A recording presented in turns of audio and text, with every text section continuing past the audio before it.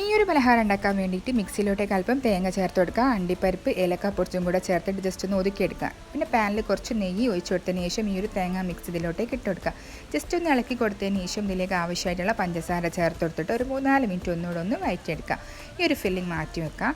നമുക്കിതിലേക്ക് ആവശ്യമായിട്ടുള്ള പായ എടുത്തിട്ട് ജസ്റ്റ് ഒന്ന് കട്ട് ചെയ്ത് കൊടുക്കണം. പിന്നെ ഇതിലേക്ക് മുങ്ങാൻ പാകത്തിനുള്ള വെള്ളം ഒഴിച്ച് കൊടുക്കുക. ഗ്യാസിൽ മീഡിയം ഫ്ലെയിമിൽ വേണം ഇതൊന്ന് വേവിച്ചെടുക്കാൻ വേണ്ടിയിട്ട്. ഇടയ്ക്കിടയ്ക്കൊന്ന് തിരിച്ചു മറിച്ചൊക്കെ ഇട്ടിട്ടൊന്ന് വേവിച്ചെടുക്കുക. ചൂടാറിയതിന് ശേഷം ഇതിൻ്റെ തൊലിയൊക്കെ ഒന്ന് കളഞ്ഞിട്ട് മിക്സിയിലോട്ടേക്ക് അതുപോലെ ഒന്ന് കട്ട് ചെയ്തെടുക്കുക. അതിനുശേഷം കട്ട് ചെയ്തിട്ട് ഇതൊന്ന് നല്ലോണം ഒന്ന് അരച്ചെടുക്കുക. ഒട്ടും വെള്ളം ചേർക്കാതെ അരച്ചെടുക്കുക. എന്നിട്ട് നല്ലോണം ഒന്ന് കുഴച്ചിട്ട് ഇതുപോലെ ബോൾസ് ആക്കി എടുക്കുക. നമ്മുടെ കയ്യിൽ കുറച്ച് എണ്ണ തടവിയിട്ട് ഈ കൈപ്പത്തിൽ ഇതൊന്ന് വെച്ചിട്ട് ഈ ഒരു ഫില്ലിങ്ങും കൂടെ സെൻറ്ററിൽ വെച്ച് കൊടുക്കുക.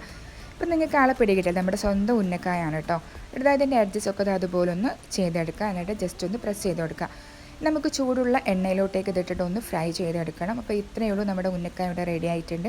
ഇഷ്ടപ്പെട്ടിട്ടുണ്ടെങ്കിൽ ലൈക്ക് ചെയ്തിട്ട് ഒന്ന് സപ്പോർട്ട് ചെയ്യണേ.